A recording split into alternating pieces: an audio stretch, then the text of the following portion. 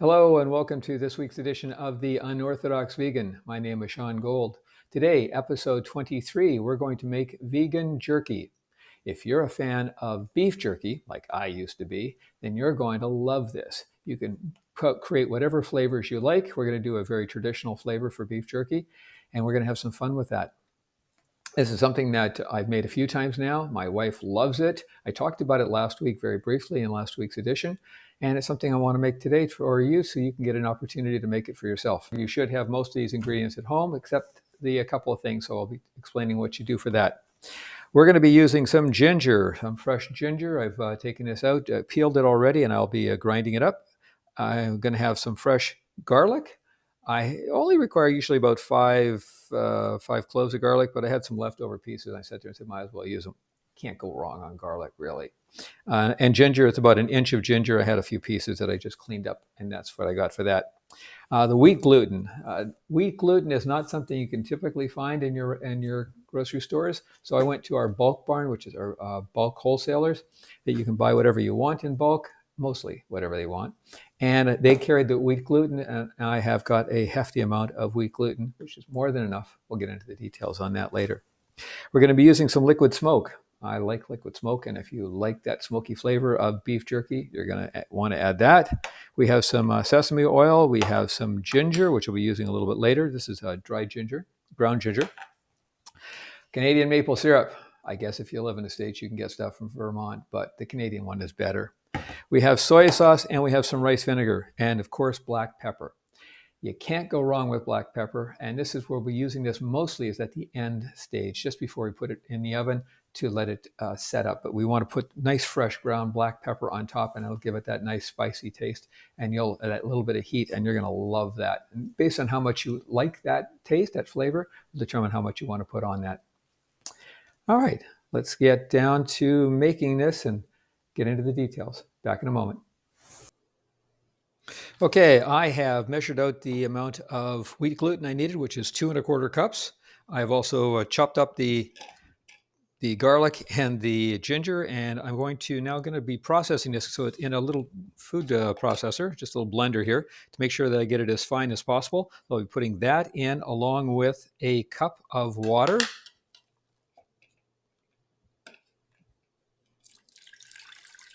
We're putting in a cup of water with that. So I've got the water, the ginger, the garlic. I'll also be adding in some maple syrup, which is 1/4 cup of maple syrup.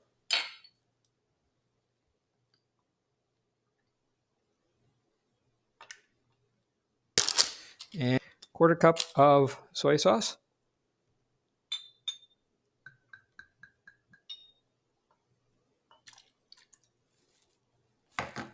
All right, 1/4 cup of soy sauce. I'm going to put in a teaspoon of liquid smoke.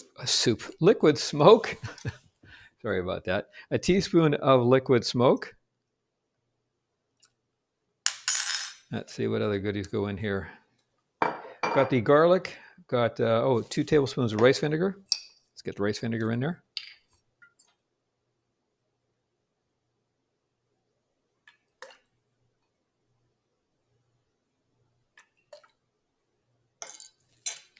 And I've got the maple syrup in there. 2 teaspoons of sesame oil.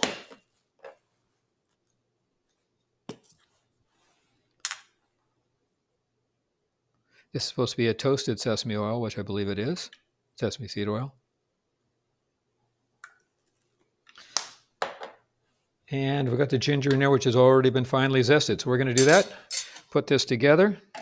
I'm using this small one that I don't use very often, so we'll see how well it works. Make sure I don't make a mess.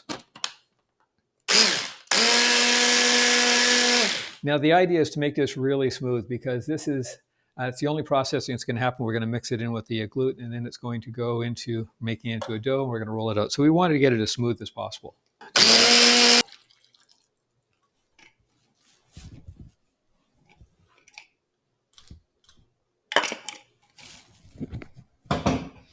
Now I'm just going to mix this around a little bit. Go make a space here.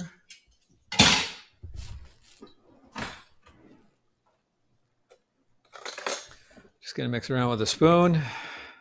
Just get it all together, combined. By the way, the whole idea about wheat gluten, you hear the term wheat gluten, and hopefully you think about gluten as being like a glutinous mass, and that's what it is. When you go to wash up any of the equipment that had the gluten in it, or the containers, make sure that you get out as much of the flour, the gluten itself, out of there as possible before you go to put water in there, because when the water hits it, it's just going to turn into a glutinous mass. That term is gross sounding, and it is for a reason.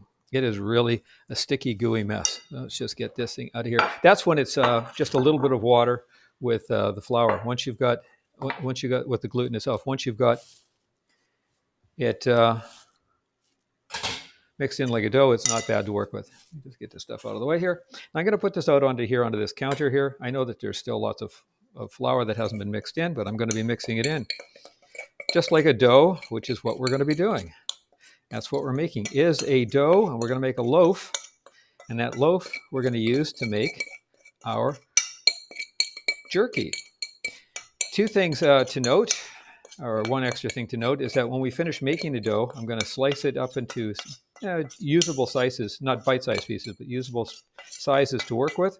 And then I'm going to freeze it, put it in the freezer for about half an hour, or a little longer, depending on how much time you've got, but just to make it firm. And the idea is to get it as firm as possible, because you want it to not solidly frozen, but pretty firm in order to work with it. And I think that's about as much as I want to get. Put this in here, dump that into the compost. Okay, I want to make this into a loaf. And that loaf is going to be just whatever size makes sense. Just going to roll it out. I want to get as much of that together.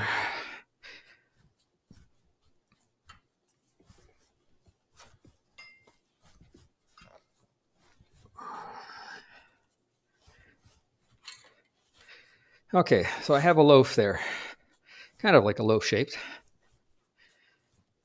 I'm just going to stretch out just a little bit more. It's a good workout. Okay, and I'm going to slice this into whatever pieces are going to be sizable pieces to work with. So that may be good. Good. It doesn't really matter how big they are. It's just it affects about how long it's going to take to firm up in the freezer. So there we go. 5 pieces. I'm going to put these in the freezer, and I'll be back in about half an hour.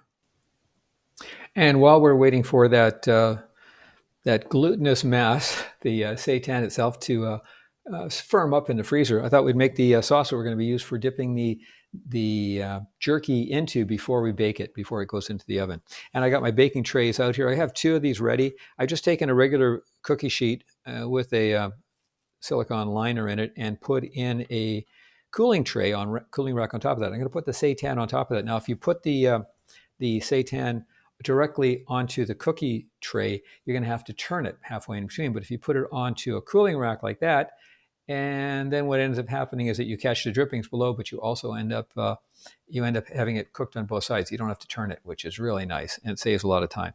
All right, so let's make the ingredient we're going to be dipping the steaks or the jerky into before we cook it, and then we're going to be serving that later. So first off is a quarter cup, and it says a tablespoon. I don't know why it's quarter cup and a tablespoon, but whatever. Quarter cup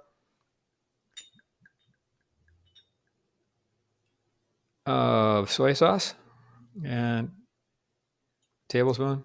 Okay, that's that. We're going to be putting in a 1.5 tablespoons of rice vinegar. So let's get that out. 1.5 tablespoons.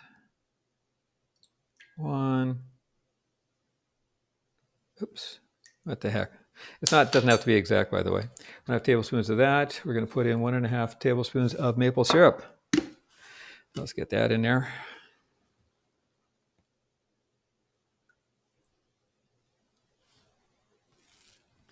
Let's see, and 1.5 teaspoons of our sesame paste, sesame oil.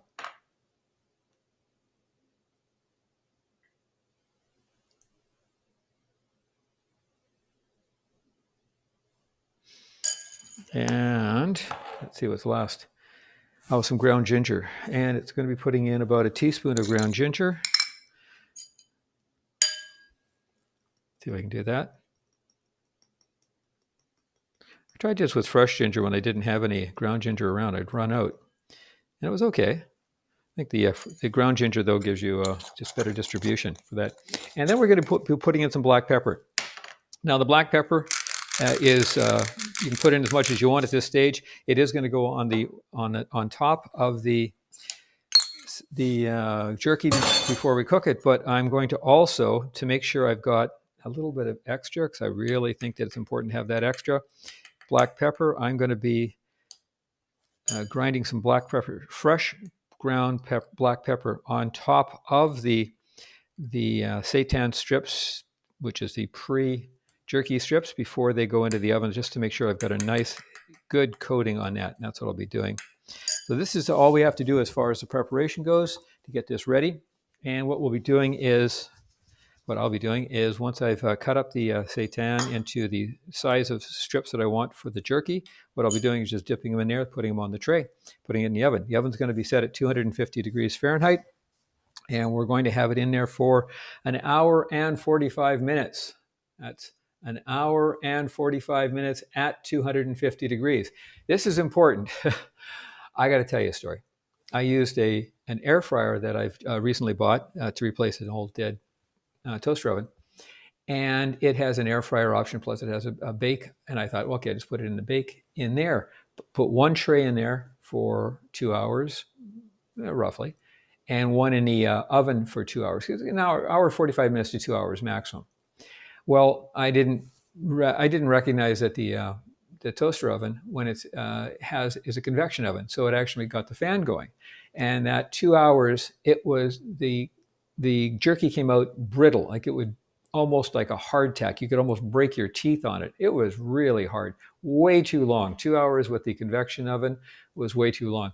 So the other batch that I made in the oven, and the stove itself was on a regular setting for bake for 250 degrees. It was in there for 2 hours, and it was just a little too chewy. It wasn't hard, but it was really, really, really chewy. Now, I like it chewy, but that was a little bit too much.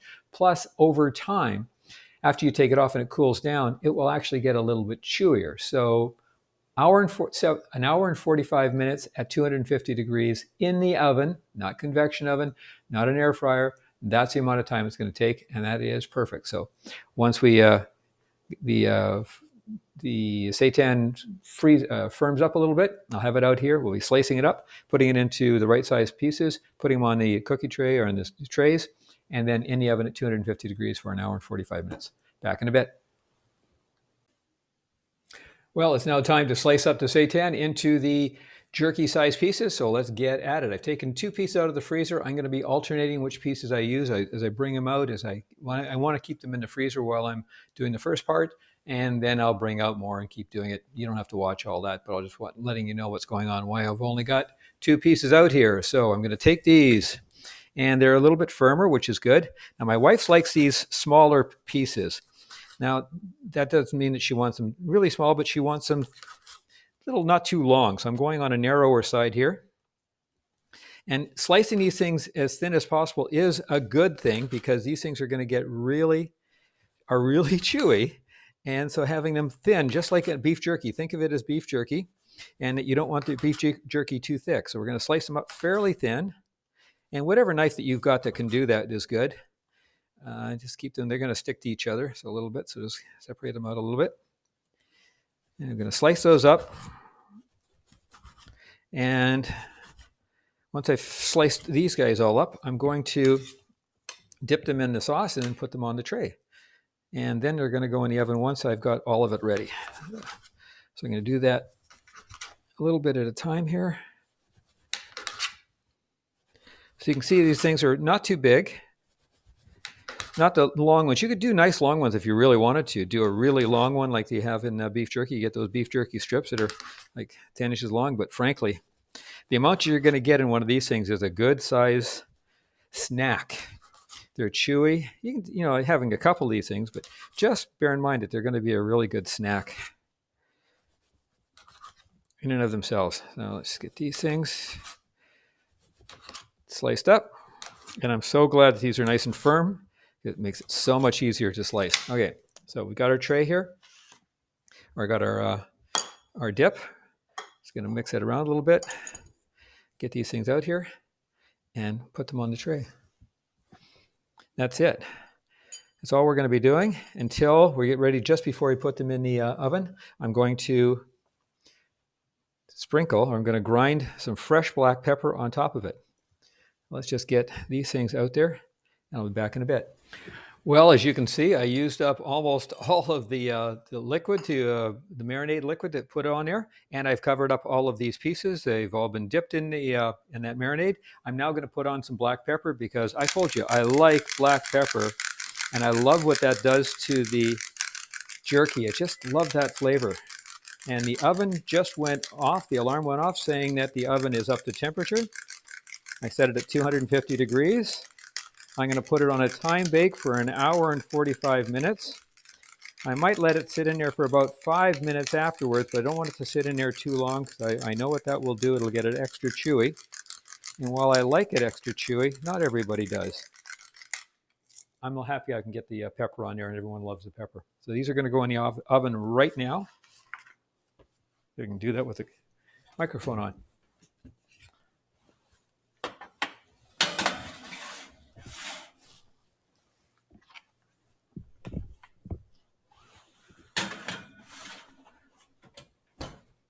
And put that on the time bake for 1 hour, 45 minutes.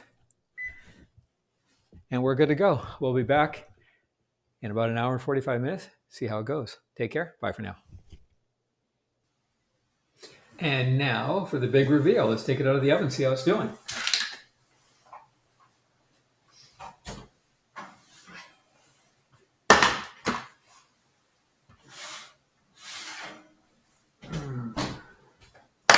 Smells great.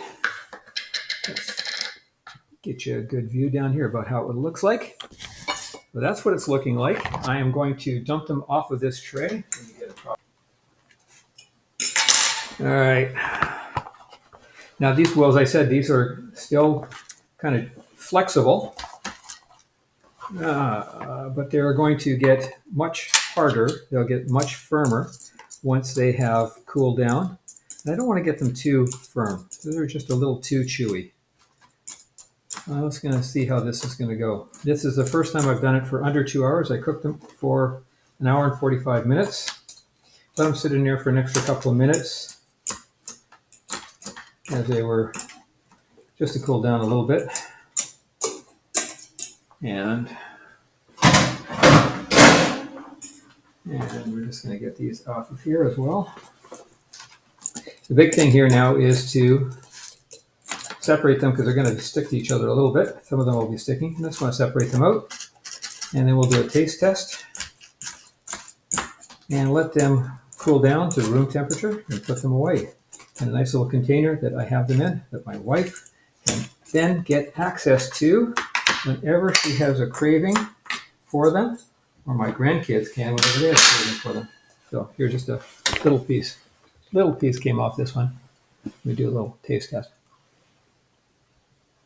Oh, nice because it is not too chewy. The sweetness of the maple syrup. Not getting a lot of heat from the pepper yet. That'll happen in a minute. That's nice.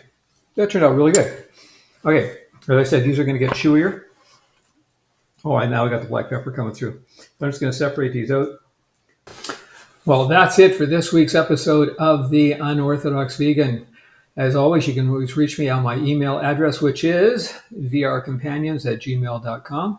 And please follow me on this YouTube channel, which is www.youtube.com/@the_unorthodox_vegan/. Until next time, my name is Sean Gold. Have yourself a great day. Bye for now.